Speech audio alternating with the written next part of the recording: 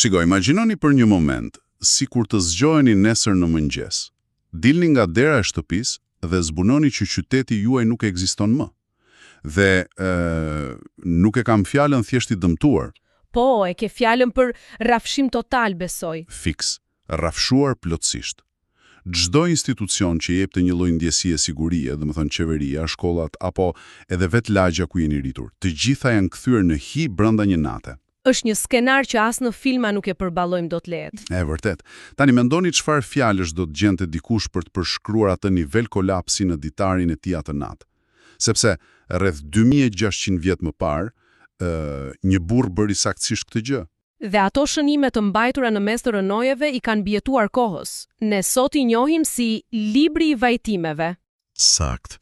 Dhe ky është pikërisht fokusi i këtij eksplorimi ton sot.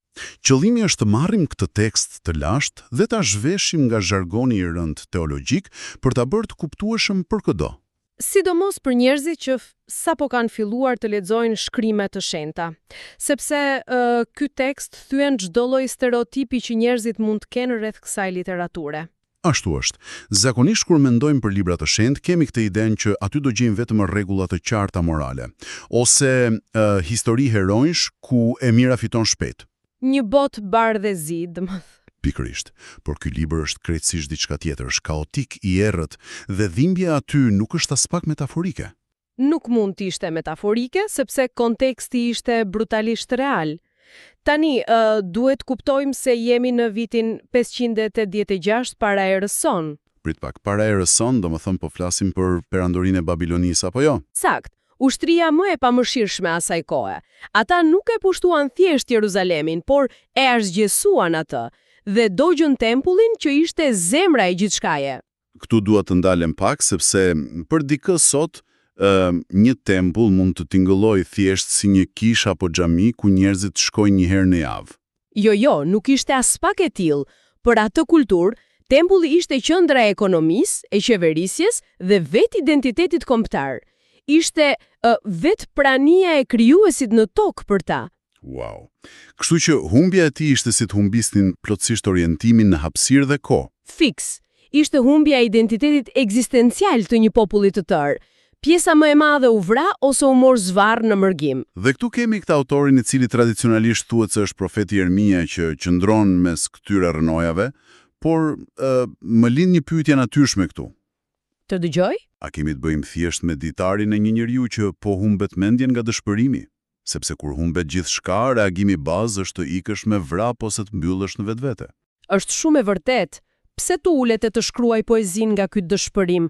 Psikologjikisht, ajo që po ndodh aty është thellësisht komplekse. Domethënë, ai po përpiqet të mos humbas logjikën. Sakt.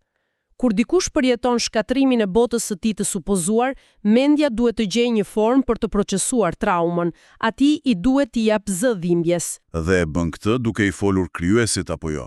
Edhe pse nga jashtë duket sikur ai sapo ka lejuar asgjësimin e gjithçkaje. Pikërisht aty qëndron forca e këtij teksti. Ai nuk po i flet vetes në zbrazdi, është një përpjekje për të mbajtur hapur atë linjë komunikimi në një moment kur instinkti thotë se gjithçka ka marrë fund. Dëgjoj, kjo kërkon një ndalesë të vogël, sepse mënyra se si ai komunikon është tronditse. Ne kemi atë frazën e famshme që thotë si është bërë vetmuar qyteti që ishte plot njerëz.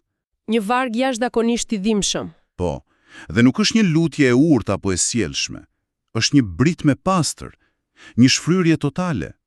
Dhe unë jam i bindur që kjo është pjesa më të çliruese e kësaj historie. E ke fjalën kur e krahasoj me mënyrën se si trajtohet dhimbja sot në shoqërinë tonë? Eksaktësisht. Mendoni pak për kulturën e sotme. Nëse sot dikush thotë që po kalon një divorc të tmerrshëm apo jeta po i shkatrohet, çfarë dëgjon? Këshilla shumë sterile, të tipit bëj pak yoga ose mendo pozitivisht. Fiks, ose gjej arën e mirë të gjërave. Kemi këtë industrinë e pozitivitetit toksik që na detyron buzëqishim me zor. Dhe ndonjëherë edhe në rrethe fetare ka një lloj presioni, sikur po u ankova shumë, do të thonë që nuk e besim të mjaftueshëm. Ashtu është. Ndërkohë, ky tekst 2600 vjeçar thot fjalë për fjalë që është në rregull të qash me ulërima, të bërtasësh që bota jote u shkatrua. Ky quhet vajtim në gjuhën teknike. Dhe mekanizmi i tij është e kundërta e pozitivitetit toksik. Vajtimi është një akt proteste. Një refuzim për të pranuar që kjo gjendje është normale, më thon. Sakt. Autori shpreh zemrim dhe zhgënjim radikal. Dhe arsyeja pse kjo sjell shërim dhe jo depresion është sepse ai po vërteton realitetin e tij. Ai nuk po e fsher errësirën. Jo, ai thot botës që kjo dhimbje është e vërtetë dhe unë nuk do të pretendoj të kundërtën. Por prit pak, këtu kemi një paradoks tjetër të madh. Zbulojmë në tekst që ata nuk po fajsojnë vetëm armiqt fabilonaz. Është e vërtetë, ata drejtojnë gishtën edhe nga vetja. Po më dhën autori thot që ne i sollëm këto pasoja mbi vete, zgjedhjet tona na çuan në këtë pikë. Kjo është një peshë e paimagjinueshme. Ndoshta unë dhe komuniteti im ndezëm shkrepsë në një farë mënyre. Fiks. Dhe pyetja ime është si nuk e shkatron kjo përfundimisht psikikën e tij, të dish që ti vetë je shkaku i atij rrafshimi. Tani, këtu ndodh një ndarje jashtëzakonshme. Autopsia shpirtërore që i bëhet qytetit tregon se korrupsioni moral dhe shfrytëzimi i të varfërve krijuan një kalbëzim të brendshëm. Do më thënë po merrni përgjegjësi. Sakt. Por nuk shkatrohen plotësisht sepse hyn në lojë koncepti i besëlidhjes. Dhe si mund t'ja shpjegojmë këtë koncept dikujt që nuk ka shumë njohuri sot? Imagjinoje si një inxhinier që ndërton një shtëpi mbi një zonë sismike. Njerëzit aty e thyen rregulloren, nuk e mirëmbajtën shtëpinë dhe kur ra tërmeti ushtarak, shtëpia u shëmb.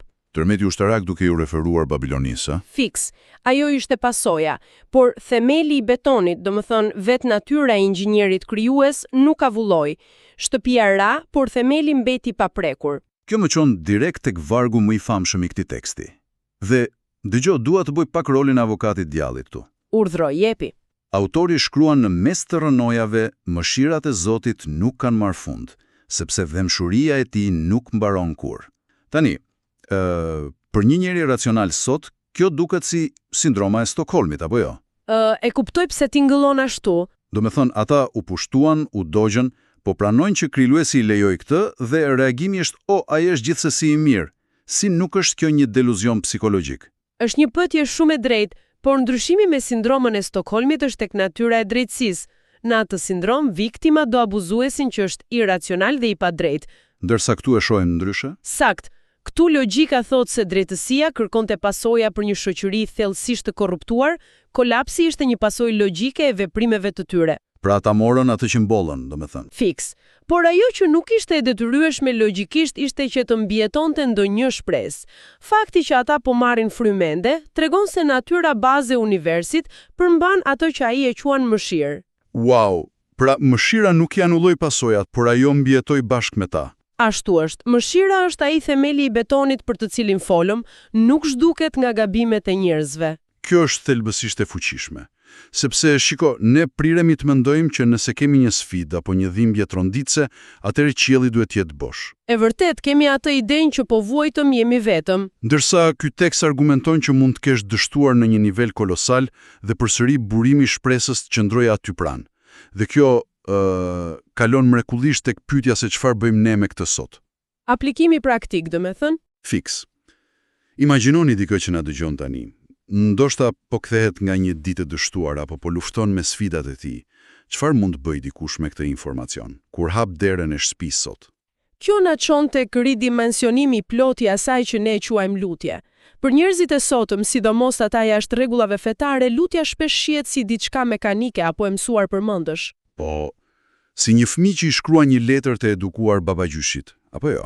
Një listë kërkesash. Ashtu është, për vajtimet e kthen lutjen në një instinkt të papërpunuar. Në momentin e krizës nuk ka vend për fjalime të sjellshme. Kjo më kujton atë analogjinë me pistoletën sinjalizuese që mendoj se shkon shumë për shtat. Po, ajo tregon sakt thelbin e kësaj situate. Kur varga jote po mbytet në mes të oqeanit dhe çdo gjë rreth teje po fundoset, lutja bëhet si ajo pistoleta sinjalizuese. Nuk ka rregulla gramatikore kur ti qëllon atë dritë të kuqe drejt qiellit. Fiks, ti thjesht bërtet, ti je aty dhe po fundosesh. Dhe teksti na tregon se pikërisht ajo brit me dëshpëruar, ajo dritë dridhëruese, është shpesh lutja më autentike që një person mund të bëjë. Dhe shiko se sa e rëndësishme është kjo sepse e çmitizon frikën nga jeta shpirtërore. Shumë njerëz sot kanë frikë të luten sepse mendojnë që nuk dinë fjalët e duhura. Ose mendojnë jam shumë i zemëruar për të folur me krijuesin tani. Pikërisht, por ky libër tregon që ai e pret dhe e pranon atë inat, atë gjuhë të tyr, nuk ka nevojë të shtirresh sikur je mirë për të dëgjuar.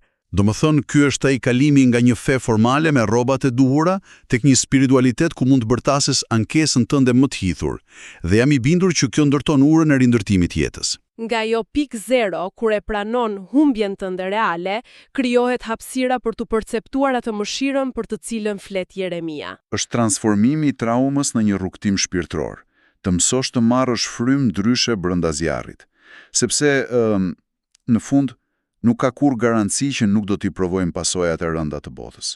E vërtet, bota funksionon shpesh në mënyrë të ngatruar. Por të kuptosh se dashuria e krijuesit nuk varet nga performanca jone e përditshme, kjo po që është një spirancë e rëndë, të bën të ngrihesh sërish në këmbë. Dhe po të analizojmë gjithë këtë rrugtim, shohim që nuk kemi të bëjmë me një përrallë magjike. Babilonasit janë ende aty në fund të librit, muret e qytetit mbeten të rrafshuara. Pra nuk pati një rregullim të menjëhershëm fizik të situatës? Jo as pak. Zgjidhja që gjen autori është një ndryshim themelor i perceptimit. Ai zbulon një Zot që zbret e ulet aty pranë tij në mes të pluhurit. Një Zot që bashkëvuan me të. Sakt. Kjo është ndjeshmëria e radikale hyjnore. Ideja që në dhimbjen më të madhe vetmia absolute është thjesht një iluzion. Tani, nëse e tërheqim pak fillin për ta përmbledhur këtë analizë, libri i Vajtimeve na merr në një tur të ashpër. Na tregon që po, ndonjëherë gjërat vërtet shkatrohen. Dhe zgjidhjet tona kanë pasoja. E vërtet. Por mësimi monumental është që edhe në fundin më të errët ka një vazhdimsi të jetës. Mëshira është ai themeli betonit që tërmetet njerëzore nuk e plasaritin dot kurrë. Dhe ky realizmi i ashpër i jep besueshmëri premtimit për shpresë. Për shkak se teksti nuk fsheh errësirën, kur flet për mëshirën, ajo nuk tingëllon si një slogan motivues. Tingëllon si një e vërtet universale, që njeriu e prek vetëm kur janë hequr të gjitha iluzionet e tjera. Ndaj, po e mbyllim këtë me një mendim që provokon logjikën tonë. Një mendim për ta marrë me vete, domethënë. Fiks.